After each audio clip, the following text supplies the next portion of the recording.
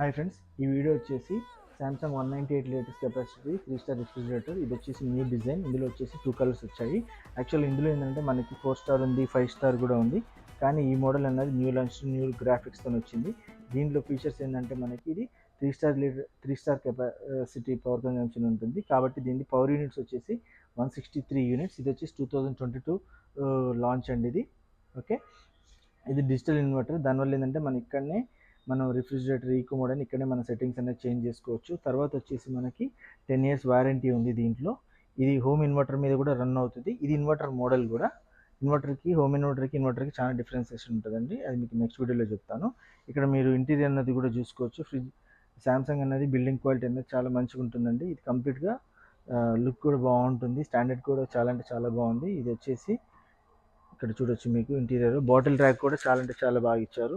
Okay, ఒకవేళ video నచ్చితే like చేయండి, ఛానల్ సబ్స్క్రైబ్ చేయండి.